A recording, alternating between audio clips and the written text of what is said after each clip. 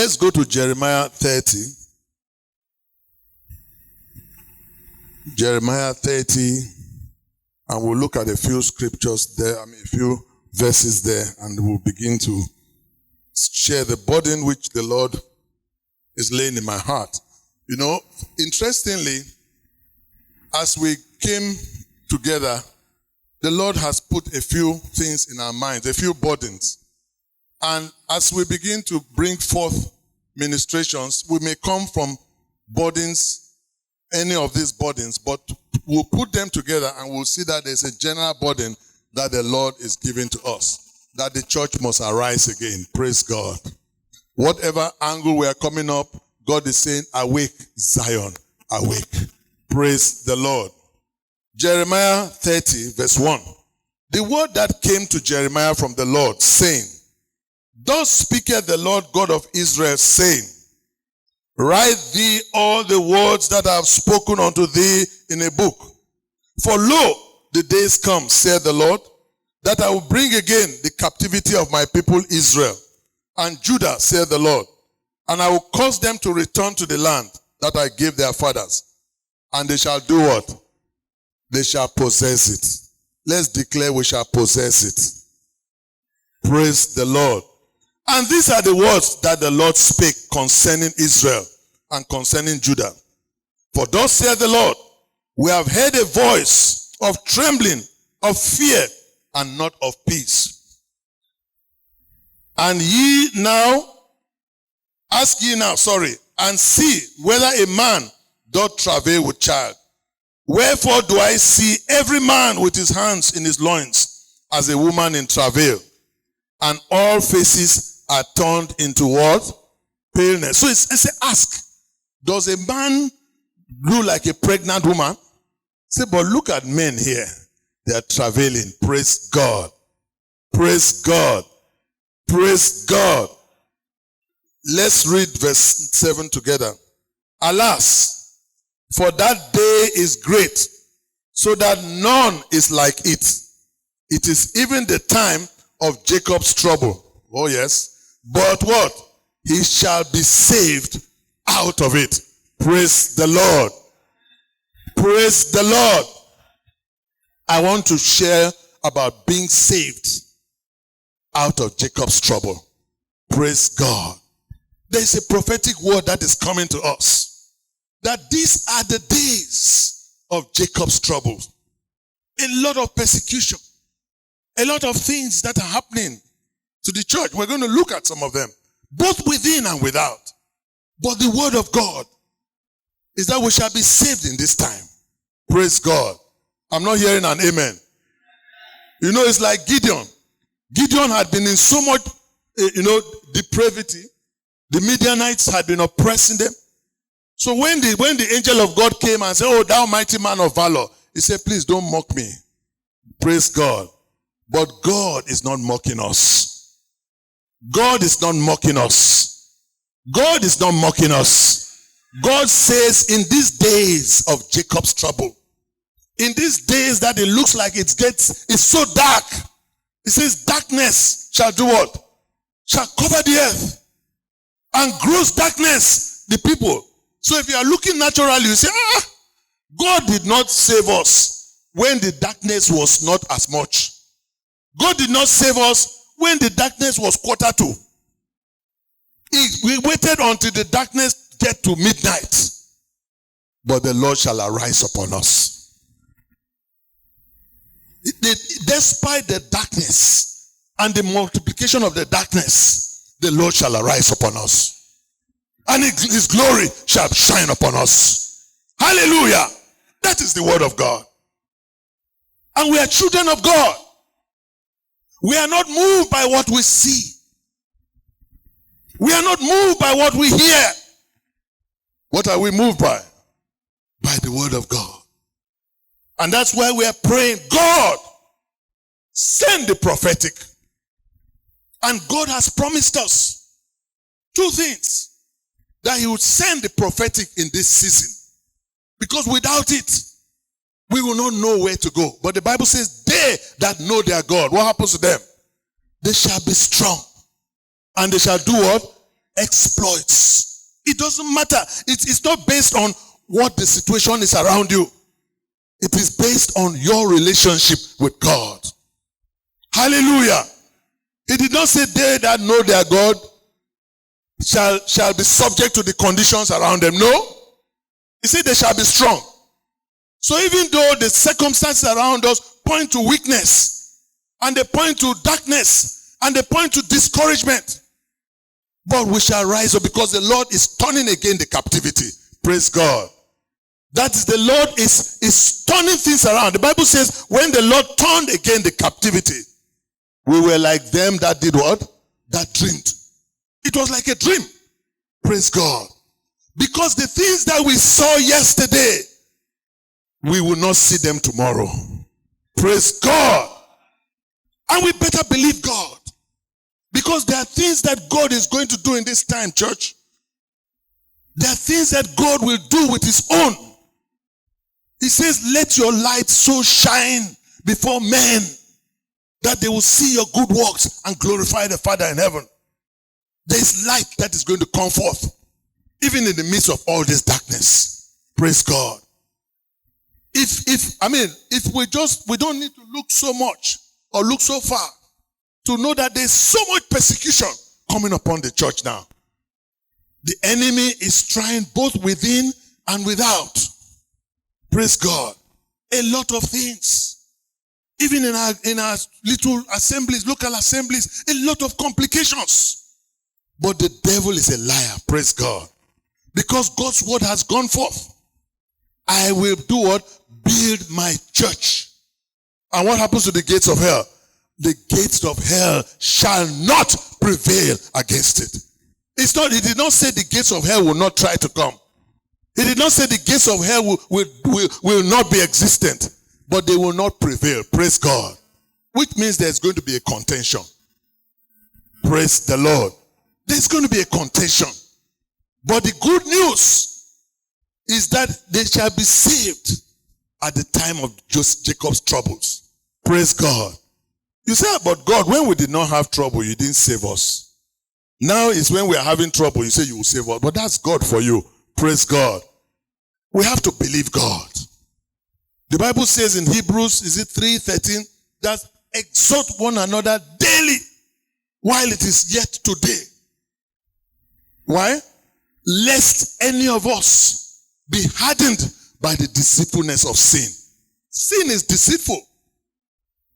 What God has given you, the devil tries to tell you that, did God say?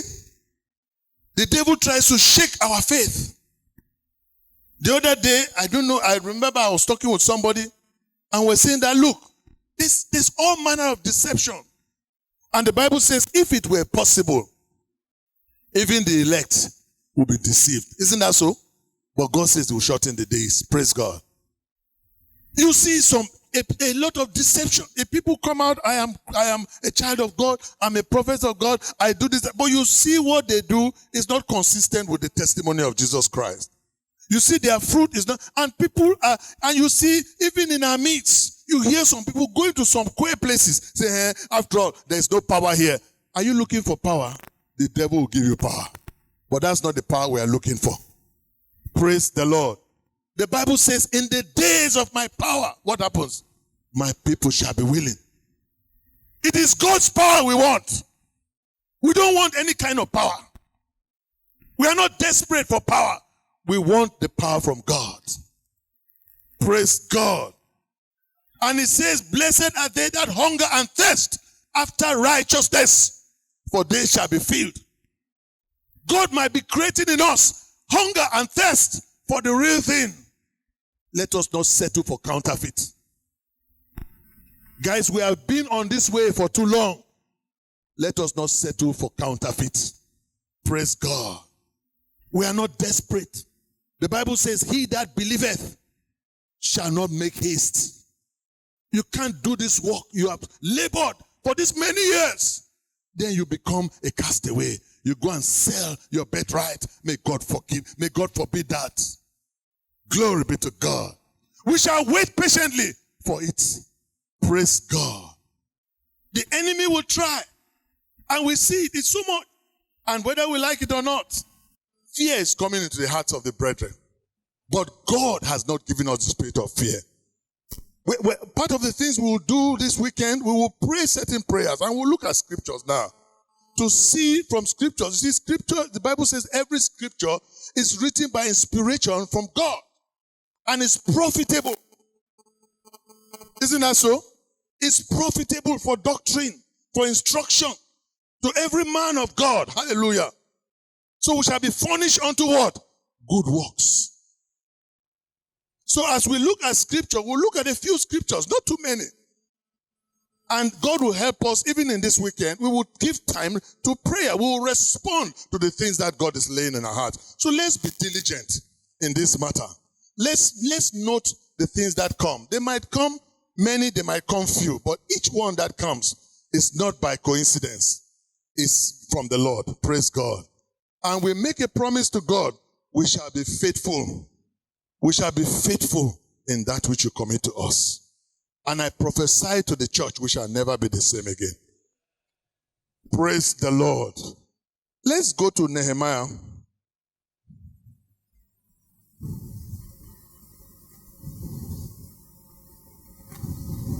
Nehemiah 4.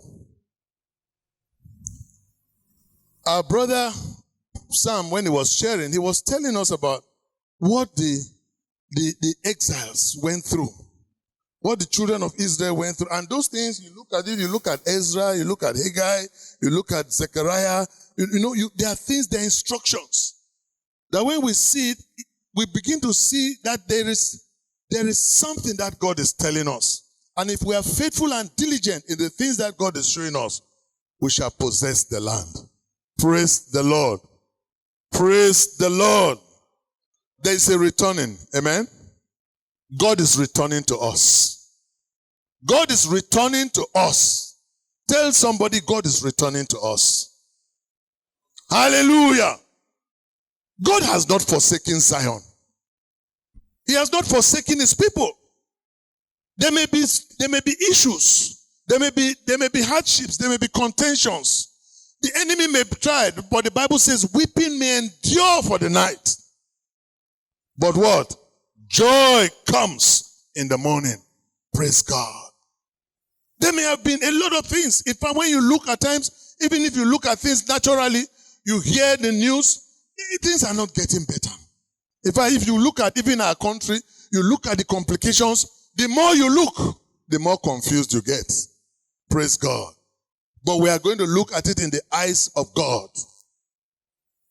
We are not going to look at Nigeria or the world and the challenges that are around us in our own eyes. Because if we look at them in our own eyes, we shall sink. But we shall not sink because God is with us. The Bible says, if God be with us, if God be with us, who can be against us? Did he make an exception? Is there an exception? Whether it's government, whether it's Satan, whether it's principalities and powers, they cannot prevail against us. Praise the Lord. Praise the Lord. Nehemiah chapter 4. And we are in verse 1.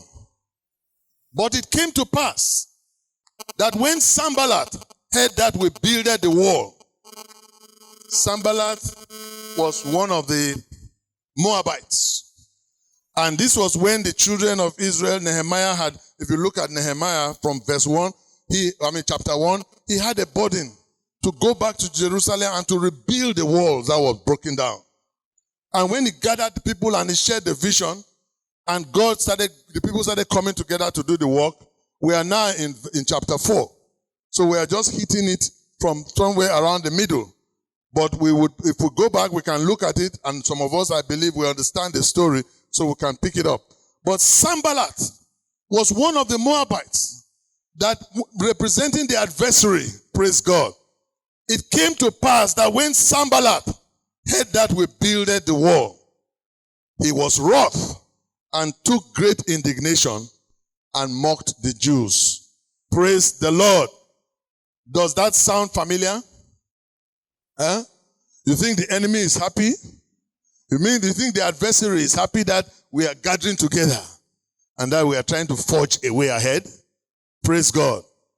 The Bible says we should not be ignorant of what? The devices of the devil. So it's warfare. Even as we say, Lord, let us review what we have done. Let us move forward. There's somebody too and a group who are saying to this one, we will see what will happen. So we are not afraid of them, but let's not be ignorant concerning them. And as God gives us instructions and directions, we will be obedient. We will be obedient and we will overcome and will prevail because God says the gates of hell shall not prevail against his church. Praise the Lord. So Sanballat, the first thing, he looked at it, he was wroth, he was not happy, he was angry. So he had the indignation, he didn't like it. We are gathered this weekend. There are principalities that are not happy that we are together. Praise God. They are not happy that this meeting could come together. They are not happy that we could, because there is power in unity. There is strength in unity. Hallelujah. God knows it, the devil knows it too. So when the devil sees that these people are coming together, he gets jittery. Sanballat had indignation and he mocked the Jews. Praise God. There will be different weapons, different tactics, different reactions that will come from the adversary. The first, he will underestimate us. He will say, these ones, can they make it? He will look down on us, but will not despise ourselves. Praise the Lord. We will not despise the days of small beginnings. Our brother was sharing with us, consider your calling. 1 Corinthians 1:26. Consider your calling, brethren. How not many mighty, how not many great are called. But God has chosen what? The foolish things to confound the wise. Yea, the weak things to bring to naught those things which are. So God has not chosen us because we are mighty people. Praise God. So when the devil tries to tell you that, don't you know yourself? Yes, we know ourselves. We are small people. But it's not by might. It's not by power. It's by my spirit, saith the Lord. Glory be to God.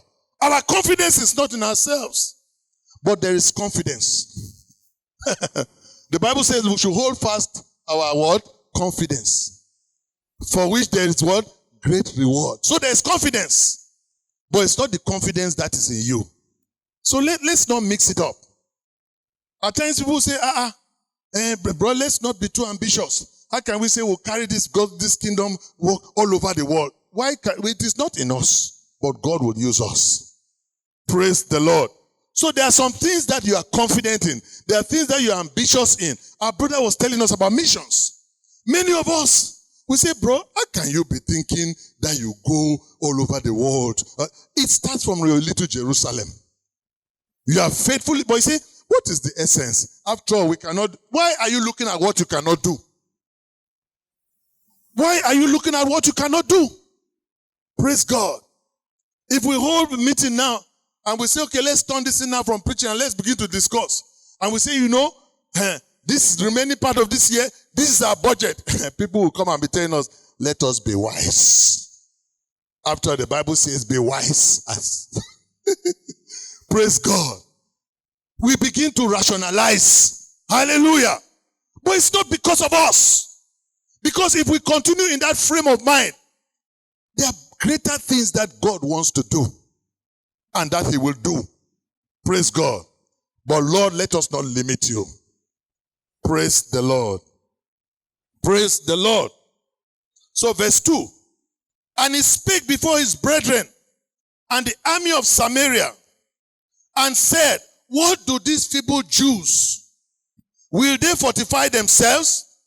Will they sacrifice? Will they make an end in a day? Will they reverse the stones out of the heaps of rubbish which are burnt? So that was Sanballat, the Moabite. One adversary. They're looking at them and say, look at these ones. What are they going to do? Do you believe that even us as we are, there are people who are mocking us? There are people that say this one, it is only grammar that they speak. After they go to their small houses, they do fellowship. Praise God. But the Lord will confound them. Praise the Lord. And that is why God is telling us that we have come to the level when a city that is set on the hill cannot be hid. Praise God. And it says, let your light so shine before men that they will see your good works. You know, when our brother was saying that, last Sunday that was virtually what the Lord was ministering to us about this city of God. This city of God. Say, you are that city. Glorious things are spoken of thee, O city of God. He said, I will return to you, and the redeemed of the Lord shall return, and they shall come with singing unto Zion. Now, those are things that you say, this thing, can anything good come out of it? Everything good shall come out of Zion. Praise the Lord. Praise the Lord. So, Sanballat represented one sector of the adversary. Say, look at these ones. What will happen to them? What can they do? They say, can you even understand what is going on in the country? Talk less. We don't need to be in Abuja.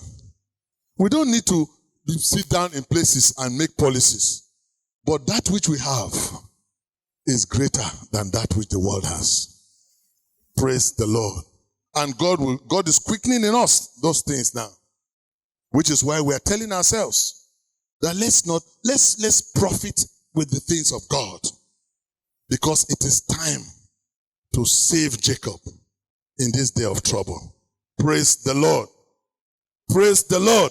Now Tobiah, the Ammonite. Tobiah too was an adversary. But you know, the funny thing about Tobiah was that Tobiah was with Zerubbabel. He came out of the, listen, he was along, but he could not find his name in the records. Praise God. So he was part of those who said, let's go out. So he was not really part of them. Because when Zerubbabel said, let us look at the books now, define your